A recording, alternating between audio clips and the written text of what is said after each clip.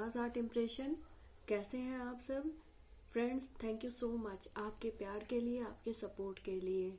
आपने जो मेरे चैनल को इतना सपोर्ट किया है और खासकर मेरी मधुबनी पेंटिंग ट्यूटोरियल से रिलेटेड जो मैं क्लासेस लेके आई हूँ, उसको आपने इतना प्यार किया, इतना सपोर्ट किया, इसके लिए दिल से मैं थैंक यू बोलना चाहूँगी। फ्रेंड्स, मधुबनी पेंटिंग ट्यूटोरियल का आज 11th डे है, तो मैं चाहती थी कि मैं आपके साथ मधुबनी पेंटिंग से रिलेटेड कुछ और बातें शेयर करूं जो बहुत ज़्यादा इम्पॉर्टेंट है। अगर आप बिगनर हैं तो वो जानना बहुत ज़्यादा इम्पॉर्टेंट है। उसके टाइप्स, कितने टाइप्स के मधुबनी पेंटिंग होती है, कितने स्टाइल से बनाया जाता है, तो आज हम लोग उस पर डिस्कशन करेंगे। वैसे तो मधुबनी पेंटिंग के 5 स्टाइल होते हैं: कचनी, भरनी, कोहबर, गोदना और तांत्रिक। जिसमें मैं कचनी और भरनी पेंटिंग के बारे में आपके साथ अक्सर बातें शेयर करती रही हूँ पूरी ट्यूटोरियल में, लेकिन आज मैं 3 पेंटिंग के बारे में और बात करूँगी, 3 स्टाइल के बारे में और बात करूँगी। वो है कोहबर, तांत्रिक और गोदना। तो आज हम लोग इस 5 पेंटिंग के बारे में जानेंगे। वो किस किस कैटेगरी के होते हैं, क्या क्या मोटिव्स यूज होते हैं और वो एक दूसरे से कैसे अलग हैं। तो चलिए हम लोग मधुबनी पेंटिंग के स्टाइल के बारे में जानते हैं। चलिए स्टार्ट करते हैं ट्यूटोरियल। ये देखिए, मैंने एक सीट लिया जिसमें छोटी छोटी मधुबनी पेंटिंग मैंने तैयार की है, जो कचनी स्टाइल की है, भरनी स्टाइल की है, गोदना स्टाइल की है, ये रही तांत्रिक स्टाइल की मधुबनी पेंटिंग, और लास्ट में मैंने कोहबर स्टाइल की पेंटिंग मैंने बनाया है। मैं स्टार्ट करना चाहूँगी कचनी स्टाइल से। कचनी स्टाइल की मधुबनी पेंटिंग बहुत ही पॉपुलर स्टाइल है मधुबनी पेंटिंग की। ये इसकी खास बात ये होती है कि ये डिफरेंट टाइप के पैटर्न से तैयार किया जाता है। इसमें बहुत ही कम कलर यूज़ किया जाता है। इसमें कलर अक्सर 1 या 2 यूज़ किए जाते हैं, जो चाहे बैकग्राउंड में होता है या किसी पार्ट को हाईलाइट करना होता है, तो ये कलर यूज़ किया जाता है।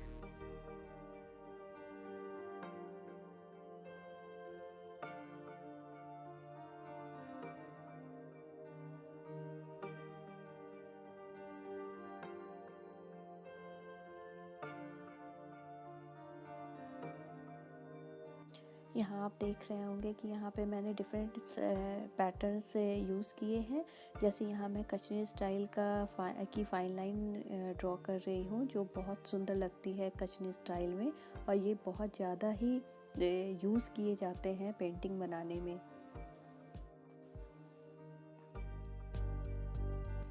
इसके अलावा बहुत ऐसे पैटर्न्स होते हैं जो मधुबनी पेंटिंग में अक्सर यूज़ किए जाते हैं। आप अक्सर मधुबनी पेंटिंग में आपको देखने मिल जाएगा बैकग्राउंड में या साइड में बहुत सुंदर सुंदर पैटर्न्स होते हैं। मैं आपको कुछ पैटर्न्स भी दिखाऊंगी अभी। जैसे ये मैं ड्रॉप वाले पैटर्न्स ले रही हूँ। ये देखिए डॉट डॉट के पैटर्न्स हैं, ये भी बहुत सुंदर लगते हैं अगर बैकग्राउंड में दिया जाता है या मोटिव्स में लगाए। मैं कुछ पैटर्न्स अलग से आपको बताना चाहूँगी। ये मैं यहाँ पे देखिए सेमी सर्कल के पैटर्न्स ड्रॉ कर रही हूँ। 5 या 6 सेमी सर्कल हैं, एक दूसरे पर ओवरलैप है, लेयर बाय लेयर है। तो ये बहुत सुंदर लगते हैं मधुबनी पेंटिंग में अगर बैकग्राउंड में दिया जाता है तो। इसके अलावा ये देखिए मैं फाइन लाइन से फिल कर रही हूँ। ये भी पैटर्न इसी टाइप के पैटर्न्स से चेक पैटर्न्स होते हैं। इस टाइप के पैटर्न्स देखिए, इसे मैं चेक बना रही हूँ, चेक के जैसा ये क्रॉस क्रॉस रहेगा।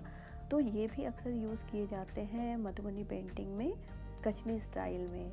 इसके अलावा ये जिगजैग पैटर्न्स होते हैं, ये भी मैंने अक्सर अपनी पेंटिंग में यूज़ किया है।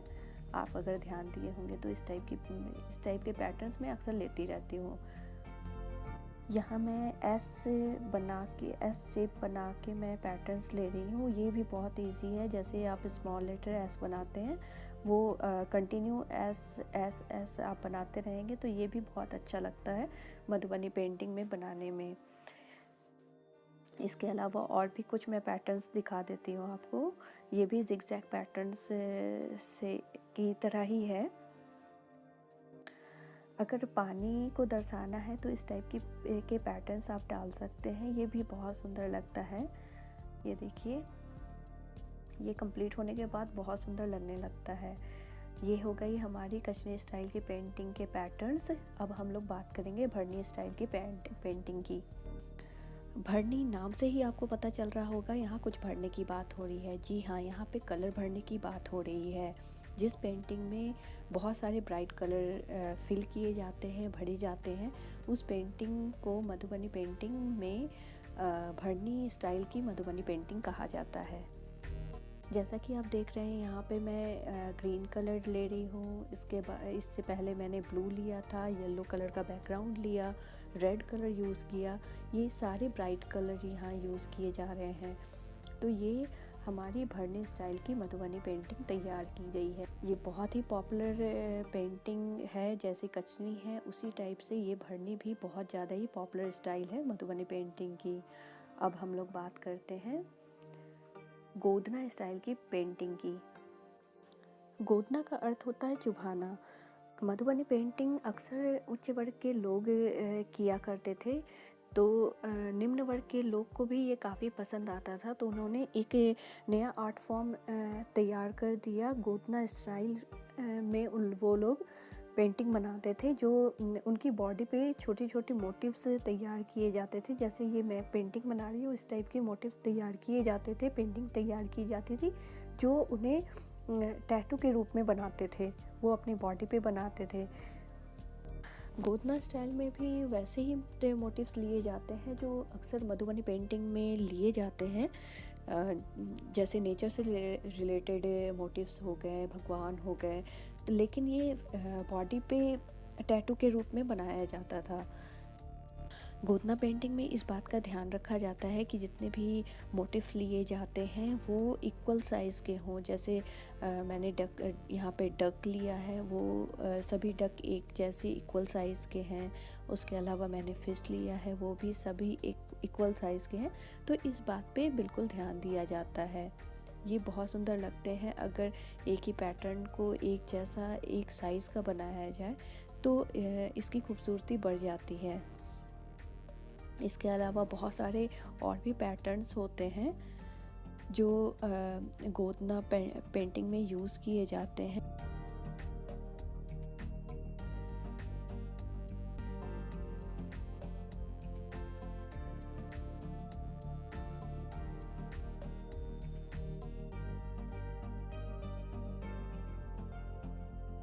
मैं कुछ और भी मोटिव्स आपको तैयार करके दिखाती हूँ। जैसे ये मैं यहाँ पे तैयार कर रही हूँ गोदना स्टाइल की एक गुड़िया की पेंटिंग, जो आप अक्सर गोदना स्टाइल की पेंटिंग में आपको देखने मिल जाएगी।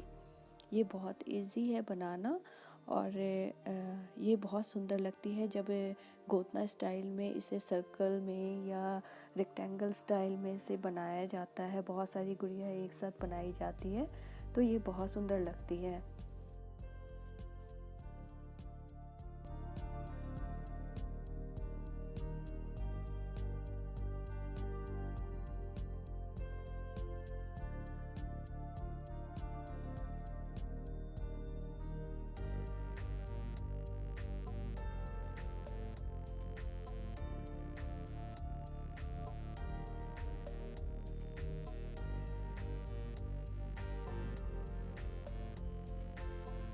इसके अलावा बहुत सारी बर्ड बनाई जाती है। जैसे मैं ये छोटी सी बर्ड्स बना के दिखा रही हूँ, ये बहुत इजी है बनाना।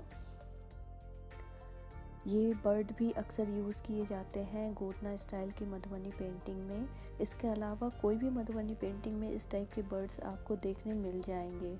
इसके अलावा एलिफेंट बनाया जाता है। ये सेमी सर्कल बना के एलिफेंट बना रही हूँ मैं।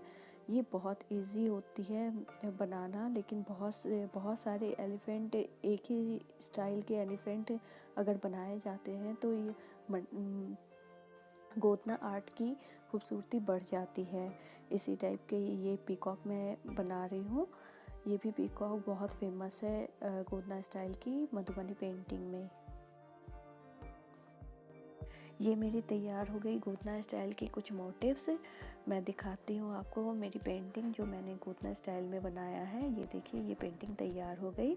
अब हम लोग बात करेंगे तांत्रिक स्टाइल की मधुबनी पेंटिंग। यहाँ मैंने श्री यंत्र बनाया है बीच में, उसके बाद मैं स्वास्तिक और कलश तैयार कर चुकी हूँ। आपके सामने मैं ओम और श्री की पिक्चर ड्रॉ करूँगी। तांत्रिक स्टाइल की मधुबनी पेंटिंग वहाँ अक्सर तैयार की जाती है जहाँ पे तंत्र विद्या का यूज़ किया जाता है, तंत्र विद्या की जाती है। इसके अलावा जहाँ पे पूजा अर्चना की जाती है, ये पेंटिंग वहाँ पे बनाई जाती है। वहाँ के दीवारों पे, वहाँ अल्पना स्टाइल में ये पेंटिंग बनाई जाती है। इसमें अक्सर भगवान शिव, माँ काली की पिक्चर तैयार की जाती है, माँ दुर्गा की पिक्चर तैयार की जाती है और इसे बहुत ही शुद्ध रूप से बनाया जाता है। ऐसा माना जाता है कि तांत्रिक स्टाइल की मधुबनी पेंटिंग अगर पूजा घर में लगाई जाए तो घर में पॉजिटिव एनर्जी आती है और घर में सभी लोग सुखी और संपन्न होते हैं। ये तैयार हो गई है मेरी तांत्रिक स्टाइल की मधुबनी पेंटिंग। अब मैं कोवर स्टाइल की मधुबनी पेंटिंग की बात करूँगी। कोवर स्टाइल की मधुबनी पेंटिंग अक्सर नव दंपति के सुखी संपन्न जीवन के लिए के आशीर्वाद के रूप में बनाया जाता है। उनके फर्स्ट नाइट के रूम में या पूजा घर में ये पेंटिंग तैयार की जाती है जिससे पॉजिटिव एनर्जी उनके जीवन में लगे और उनका जीवन सुखी संपन्न हो। इसके अलावा जहाँ नए बच्चे का जन्म होता है वहाँ पे भी ये पेंटिंग तैयार की जाती है। इसमें जितने भी मोटिव्स तैयार किए जाते हैं वो नेचर से रिलेटेड होते हैं, जैसे सूर्य, चंद्रमा। इसके अलावा पशु पक्षी पेड़ के रूप में लिया जाता है और पेड़ पौधे लिए जाते हैं, जैसे केले के वृक्ष बनाए जाते हैं, बांस का वृक्ष बनाया जाता है। सबकी अलग अलग मान्यता होती है, क्या मान्यता होती है और क्यों बनाए जाते हैं ये सब मोटिव्स मैं आपको डिटेल पूरी तरह से बताऊंगी जब मैं कोहबर बनाकर आपको दिखाऊंगी।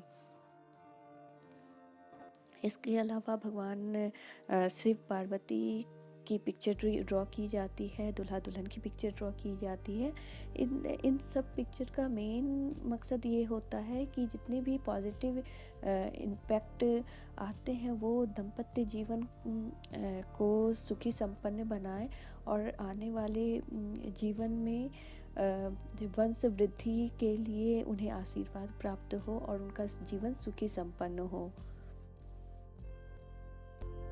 मेरे डिफरेंट स्टाइल की 5 पेंटिंग तैयार हो गई है। मुझे लगता है कि आपको पांचों स्टाइल में क्या डिफरेंसेस हैं वो आपको समझ में आ गया होगा। आगे मैं इस टाइप की वीडियो शेयर करती रहूँगी। अगर ये वीडियो आपको पसंद आया है तो प्लीज़ लाइक करना बिल्कुल मत भूलिएगा और थैंक यू इस जर्नी का हिस्सा बनने के लिए।